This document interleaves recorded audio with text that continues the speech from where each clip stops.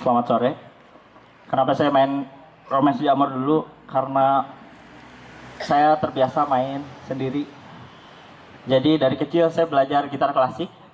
Itu adalah belajar main sendiri. Jadi kalau konser itu saya selalu sendiri. Sepi gitu, kesepian di atas panggung. Nah, belakangan saya belajar main musik berdua, bertiga, berempat, bareng Kang Ami. Hari ini juga meskipun ada Kang Ami, tapi saya merasa bahwa saya sendiri. Ya, hari ini saya akan berorasi tentang manusia dan kesendirian, meneruskan Kang Ahda Imran.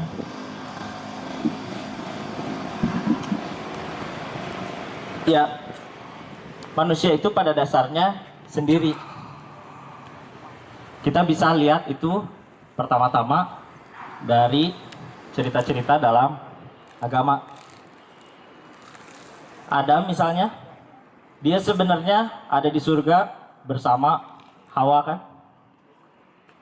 Dia makan buah kuldi bersama-sama. Lalu dijatuhkanlah keduanya ke dunia sebagai hukuman. Tapi ketika di dunia, keduanya dihukum dulu. Dihukum dengan hidup sendiri-sendiri selama 40 hari. Jadi kesendirian sebenarnya merupakan hukuman juga, sekaligus kodrat. Muhammad, dia bertemu Jibril ketika sendiri. Muhammad tidak bertemu Jibril ketika dia sedang bersosialisasi di taman, berdagang di pasar, atau berbincang dengan para sahabat. Muhammad bertemu Jibril ketika dia berkholwat sendirian di Gua Hiro. Artinya Muhammad menghadapi Jibril seorang diri.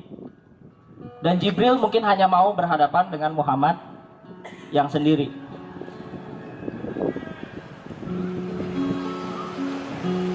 Siddhartha juga demikian. Dia pergi memang bersama kusirnya dari istana. Di jalan dia ketemu 3 hal. Orang yang sakit, orang yang tua, dan orang yang mati. Dia bertanya pada kusirnya, siapakah mereka itu? Mengapa mereka menjadi sakit, mereka menjadi tua, dan mereka menjadi mati? Kata kusirnya, kita semua akan mengalami hal seperti itu. Siddhartha mendadak galau. Tapi di zamannya dia belum ada Twitter, jadi tidak bisa curhat di Facebook. Dia langsung pulang. Tadi saya ngomong belum ada Twitter tapi curhat di Facebook, ya aneh juga ya. Ya, dia langsung pulang ke istana. Dia ambil jubahnya dan dia berkelana seorang diri. Dia mencari pencerahannya seorang diri. Dia tidak mau lagi ditemani siapapun, termasuk keluarganya yang mewah itu. Manusia itu pada dasarnya sendiri. Pada hakikatnya dia sendiri. Sebenarnya bisakah kita mengetahui orang lain? Bisakah kita mengetahui bahwa orang lain itu kalau kita cubit sakit? Kalau kita kata yang tidak pantas, dia sakit. Bisakah kita tahu? Atau kita tahu semua itu dari diri kita sendiri? Kalau kita dicubit sakit, kalau kita dikatai tidak pantas, kita sakit. Mungkin yang kita tahu hanyalah diri kita sendiri saja. Makanya kata Konfusius, jangan lakukan sesuatu yang orang lain tidak ingin sesuatu itu dilakukan pada diri kita. Jadi ukuran segala sesuatu adalah diri kita sendiri. Bahkan saya sering berpikir, jangan-jangan yang hidup cuma saya sendiri. Kayak Truman Show gitu ya. Truman Show itu kan nggak tahu bahwa sebenarnya yang hidup secara nyata itu ya dia sendiri. Yang sisanya hanya aktor. Mungkin bahagia buat mereka yang punya Tuhan ya. Kalau punya Tuhan itu kan nggak merasa sendiri. Dia merasa ada yang menemani, dia merasa ada tempat mengadu. Tapi jangan lupa, Tuhan itu sebenarnya terkait dengan pengalaman-pengalaman pribadi kita sendiri. Penghayatan-penghayatan kita sendiri. Bahkan juga imaji-imaji kita sendiri.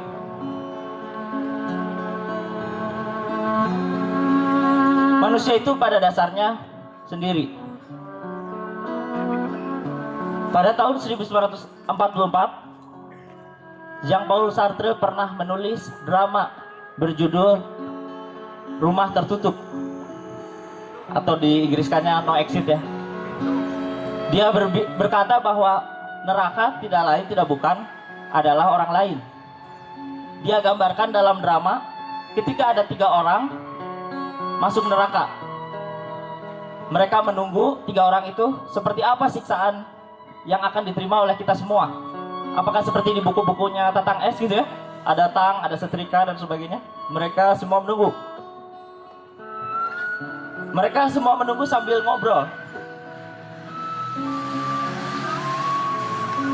Setelah ngobrol berlama-lama, akhirnya mereka sadar bahwa tidak ada yang namanya hukuman seperti di komik Tatang S.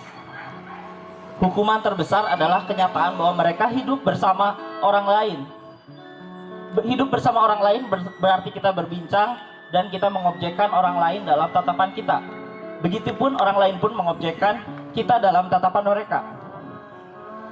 Artinya berhubungan dengan orang lain artinya saling mengobjekkan, saling bergulat antar tatapan. Itulah kenapa Sartre mengatakan neraka adalah orang lain. Bergaul itu melelahkan, kata Sartre, lebih baik sendiri. Kata Nietzsche pun demikian, lebih baik sendiri, lebih baik kita berdikari, lebih baik kita hidup tanpa Tuhan, kita berlayar, mengarungi samudra, membakar dermaga di belakang, dan kemudian kita hidup dengan gagah berani. Kita menghadapi semuanya sendiri tanpa rasa takut. Dan kalau ternyata ada takdir pahit menimpa kita, kita harus reguk semuanya. Amor fati fatum brutum, cintai kehidupan meski takdir itu pahit.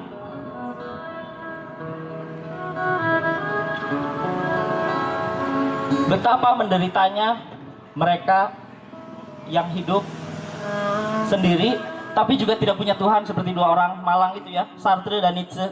Mereka berdua hidup tanpa teman abadi yaitu Tuhan. Mereka berdua hidup sendiri. Tapi kata Sartre, kita semua harus hidup sendiri demi otentisitas kita sendiri.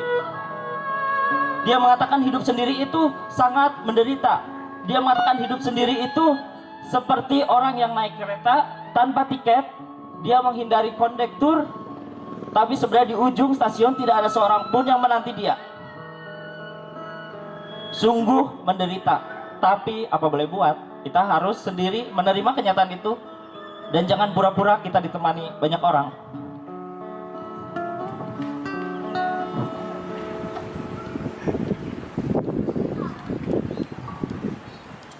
Manusia itu pada dasarnya sendiri. Kita di perkotaan itu adalah tempat di mana kita tidak mungkin sendiri. Di mana-mana kita bertemu dengan orang lain. Tapi coba kita pergi ke restoran seorang diri. Kita datang duduk sendiri dan beberapa saat kemudian teman ada yang telepon. Halo, kamu di mana? Kita bilang jawab di restoran. Sama siapa? Kita menjawab sendiri. Benarkah kita sendiri? Sebenarnya enggak juga ya. Ada macam-macam kan orangnya. Ada pelanggan, ada pramusaji, ada juru masak. Musik kan? Musik belum? Ya musik. Soalnya asa sepi gitu ya. Kalau asa sendiri gitu ya. Ya jadi manusia itu pada dasarnya sendiri. Di kota ini kita merasa banyakan padahal sering kesepian. Di bagian terakhir ini saya akan cerita tentang seorang bernama Ivan Dmitri Gromov dari novelnya Anton Chekhov berjudul Ruang Inap nomor 6. Ivan Dmitri itu ada seorang yang gila. Dia masuk rumah sakit jiwa namanya Ruang Inap nomor 6 dan di sana dia dikucilkan oleh teman-temannya. Awal mula dia gila sebenarnya sederhana. Orang tuanya bangkrut dan dia merasa bahwa dia sering dicari-cari orang. Dia merasa bahwa polisi mengintainya di mana-mana dan menyamar jadi orang-orang. Seketika dia tidur, dia sering terbangun dengan sendiri karena mendengar bunyi langkah kaki atau bunyi pagar di rumahnya. Jadi dia langsung bangun dan dia mengira itu semua adalah polisi. Kalau ada tukang tungku datang ke rumahnya, tukang tungku itu yang beres-beres pembakaran gitu, yang ngasih pembakaran semuanya, dia merasa bahwa itu semua adalah polisi yang menyamar jadi tukang tungku. Jadi dia tidak bisa lepas dari image bahwa semua orang itu sebenarnya mengintai dia.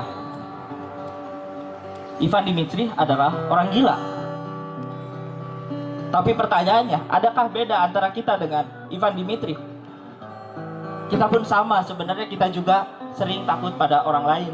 Kita merasa orang lain itu bibit penyakit, bibit kejahatan. Itu sebabnya kalau kita naik travel, yang kursinya sedikit itu lebih mahal.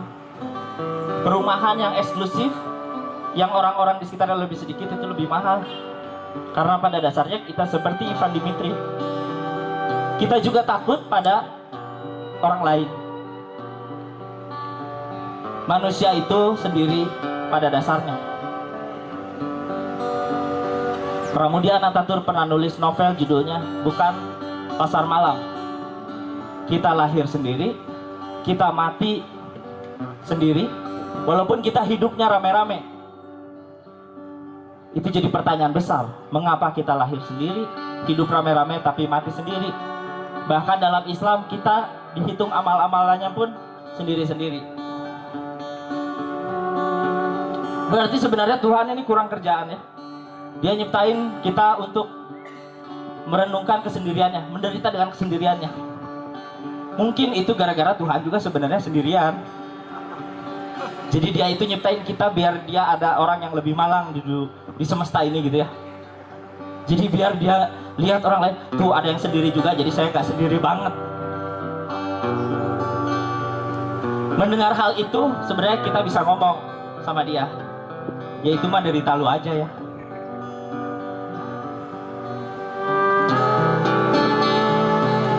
Ya itu aja, terima kasih. Wassalamualaikum warahmatullahi wabarakatuh.